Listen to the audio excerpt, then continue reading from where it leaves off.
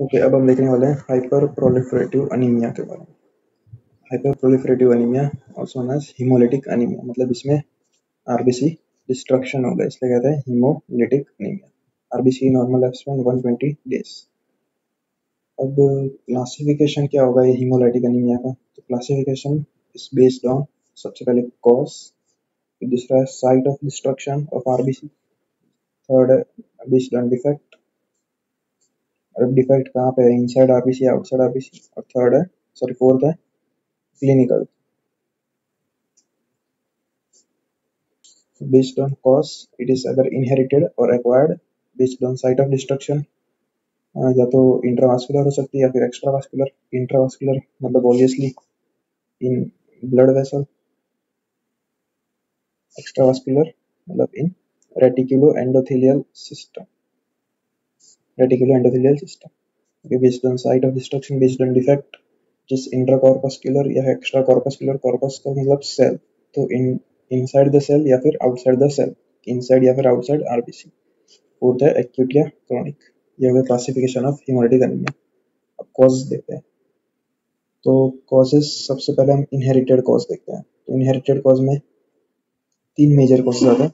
एक है haemoglobinopathy, second है आरबीसी मेम्ब्रेन डिफेक्ट, थर्ड है मेटाबॉलिक पाथवे डिफेक्ट। हीमोग्लोबिनोपैथी में भी क्वांटिटेटिव डिफेक्ट या फिर क्वालिटेटिव डिफेक्ट। क्वांटिटेटिव में थैलेसीमिया और क्वालिटेटिव में सिकल सेल अनीमिया। तो सबसे पहला हीमोग्लोबिनोपैथी, इसमें क्वांटिटेटिव और क्वालिटेटिव। क्वांटिटेटिव में थैलेसीमिया और क्वालिटेटिव में सिकल सेल अनीमिया।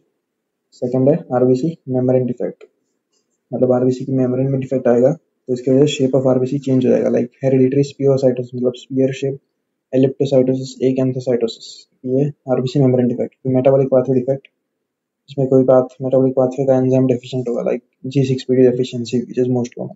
फिर पायरुवेट काइनेस डेफिशिएंसी।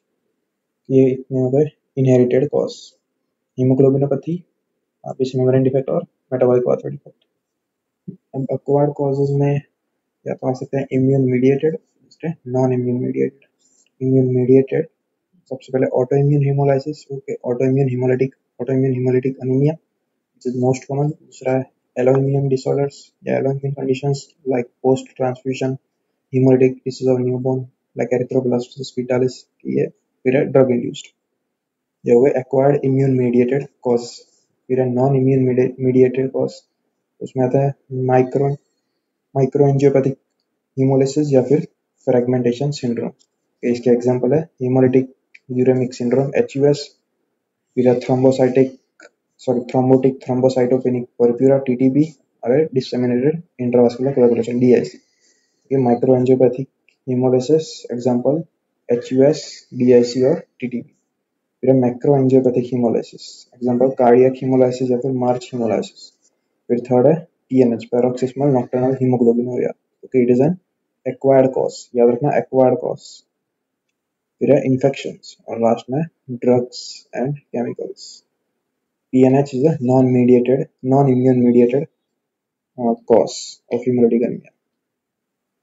ये कुछ जनरल साइंस एंड सिम्टम्स है ऑफ hemolytic anemia पेशेंट। ठीक होगा, जो नॉर्मल एनीमिक पेशेंट के होता है वो तो होंगे, like pallor, fatigue, weakness, okay, clubbing of nails, ये सब होंगे। Plus there will be jaundice, urine colour dark colour हो जाएगा, स्प्लीनोमेगाली हो सकती है, गॉल स्टोन्स हो सकता है, स्केलेटल एबनॉर्मलिटी हो सकती है, फिर कोलेसिस्टाइटिस हो सकता है, इन्फेक्शन हो सकता है। सारे साइंस एंड सिम्टम्स हो गए ऑफ hemolytic anemia। लिखते हैं causes of intracorpuscular defect and extracorpuscular defect। तो जो intracorpuscular defect होता है they are mostly inherited, okay, intracorpuscular inherited, और extracorpuscular they are mainly acquired, okay, intracorpuscular inherited, extracorpuscular acquired। तो intracorpuscular inherited में RBC membrane defect, तो वही heredity स्पिरोसाइटोसिस, haemoglobinopathy, G6PD deficiency. फिर एक्स्ट्राकॉर्पस्कुलर में एक्वायर्ड, तो एक्वायर्ड में antibody mediated haemolysis, autoimmune मतलब। फिर इन्फेक्शंस, ड्रग्स। अब example of acquired cause of intracorpuscular defect, उसका एग्जांपल है PNH, paroxysmal nocturnal haemoglobinuria. Okay, this intracorpuscular defect which is acquired, paroxysmal nocturnal hemoglobinuria PNH। फिर inherited cause of extracorpuscular defect उसमें आता है atypical HUS haemolytic uraemic syndrome जिस inherited extracorpuscular defect. ये हो गए causes of intracorpuscular and extracorpuscular defect. अब देखते हैं examples of intravascular and extravascular haemolysis. जो इंपॉर्टेंट है वो मैं बता रहा हूँ। सबसे पहले इंट्रावास्कुलर हेमोलिसिस, एक हो गया PNH। PNH is intravascular haemolysis, defect is in extra corpuscular, defect is extra corpuscular defect which is PNH में intra corpuscular defect which is acquired. तो फिर से PNH इंट्रावास्कुलर हेमोलिसिस होता है, इंट्रा कॉर्पस्कुलर डिफेक्ट होता है व्हिच इज एक्वायर्ड। तो क्या PNH, फिर है PCH पैरोक्सिस्मल कोल्ड हीमोग्लोबिनूरिया, फिर माइक्रोएंजियोपैथिक हेमोलिटिक एनीमिया, इसका एग्जांपल HUS, फिर मैक्रोएंजियोपैथिक हेमोलिटिक एनीमिया, ट्रांसफ्यूजन एसोसिएटेड और सेप्सिस। ये हो गए एग्जांपल्स ऑफ इंट्रावास्कुलर हेमोलिसिस। अब G6PD डेफिशिएंसी में देयर इज कंबाइंड हेमोलिसिस, मतलब इंट्रा प्लस एक्स्ट्रावास्कुलर हेमोलिसिस इन G6PD डेफिशिएंसी। ये जो सारे प्रेजेंटेशन होगा दे आर मोस्टली एक्यूट, तो जो एक्यूट प्रेजेंटेशन होंगे they are intravascular, acute presentation are intravascular, while subacute या फिर chronic presentation they are extravascular. Okay, acute presentation are intravascular, subacute या chronic are extravascular. तो extravascular के example उसमें compensated hemolysis हो सकता है या फिर decompensated। compensated का example है एक hereditary spherocytosis, फिर है PNH। PNH chronic compensated है लेकिन इसमें acute exacerbations होते हैं, तो PNH भी दोनों में आ सकता है। फिर उसके बाद डीकम्पेंसेटेड का एग्जांपल है ड्रग्स, G6PD डेफिशिएंसी, इन्फेक्शंस और ऑटोइम्यून हेमोलिटिक। अब हम देखते हैं difference between extravascular haemolysis and intravascular haemolysis. तो एक्स्ट्रावास्कुलर हेमोलिसिस कहाँ पे होता है? इन रेटिकुलो एंडोथेलियल सिस्टम, और इंट्रावास्कुलर इन ब्लड वेसल्स। सबसे पहले इंट्रावास्कुलर देख लेते हैं। इंट्रावास्कुलर होगा in blood, intravascular haemolysis RBC destroyed in the blood vessels. अब इसमें एक इंपॉर्टेंट रोल आता है हेप्टोग्लोबिन का। हेप्टोग्लोबिन क्या है? It is protein produced from the liver. इसका काम क्या होगा? It clears up free haemoglobin. Okay, haptoglobin clears up free haemoglobin. जितना भी हीमोग्लोबिन रिलीज हुआ होगा it will be saturated by haptoglobin. Okay, जो haptoglobin it will saturate free haemoglobin, तो इसकी वजह से हीमोग्लोबिन लेवल कम हो जाएंगे, साथ में हेप्टोग्लोबिन लेवल भी कम हो जाएंगे। तो ये दो चीज़ हमें देखने को मिलती है। प्लस इसमें हमें LDH लेवल ज़्यादा देखने को मिलता है, LDH level are increase. Okay, RBC destroyed, haemoglobin saturated by haptoglobin, haemoglobin decreased, haptoglobin decreased, LDH increased, देखने को मिलता है हीमोग्लोबिनीमिया। Plus there is no splenomegaly. Okay, there is no splenomegaly in intravascular hemolysis. साथ में हीमोग्लोबिन, हेप्टोग्लोबिन और साथ में दूसरा प्रोटीन भी होता है which is haemosiderin. They are excreted in urine. इसकी वजह से हीमोग्लोबिनूरिया एंड हीमोसिडेरिन यूरिया ये भी देखने को मिलता है। And they can also cause renal failure, RTD, renal tubular dysfunction and chronic renal failure. अब इन दोनों की हीमोग्लोबिनूरिया इसकी वजह से हमें देखने को मिलता है डार्क कलर्ड या फिर high coloured urine. High coloured urine हो गया पूरा इंट्रावास्कुलर हेमोलिसिस। फिर से एक बार, RBC destroyed in the blood vessel, hemoglobin released which is saturated by haptoglobin, therefore hemoglobin level decrease, plus haptoglobin level decrease, therefore there is hemoglobinemia, and there is no splenomegaly, plus some amount of hemoglobin and hemosiderin is excreted in urine which provides dark color to the urine, so we will see high colored urine।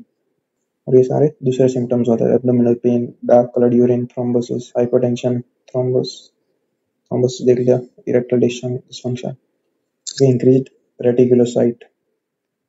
Reticulocytosis, ये में देखने को मिलता है intravascular haemolysis. अब extravascular haemolysis यहाँ पे destroyed in reticuloendothelial system, मतलब लीवर या स्प्लीन, मेजॉरिटी इन स्प्लीन। तो RBC destroyed, haem and globin released, globin goes into amino acid pool, haem में से क्या निकलता है? Iron and protoporphyrin, iron goes to iron stores, ये भी याद रखना, आयन स्टोर्स। तो इसकी वजह से जो फेरेटिन होता है जिस स्टोरेज फॉर्म फाइन उसका लेवल बढ़ जाएगा, फेरेटिन लेवल इंक्रीजेस। प्रोटोपोरफायरिन में से क्या बन जाएगा, बिलीरुबिन। ये बिलीरुबिन कौन सा होगा, unconjugated bilirubin, it will B unconjugated bilirubin. फिर ब्लड वेसल से ज़्यादा लीवर में जाएगा, फिर कॉन्जुगेटेड बिलीरुबिन बनेगा, तो वहाँ से फिर किडनी में जाके यूरोबिलिनोजन, और फिर स्टूल में जाएगा तब स्टर्कोबिलिनोजन। ये होपफुली क्लियर हो गया। इसमें अनकॉन्जुगेटेड बिलीरुबिन का लेवल बढ़ता है और फेरिटिन का लेवल बढ़ता है, प्लस यूरोबिलिनोजन एंड स्टर्कोबिलिनोजन उसका भी लेवल बढ़ता है in the urine and faeces. Plus हमें स्प्लीनोमेगाली भी देखने को मिलती है।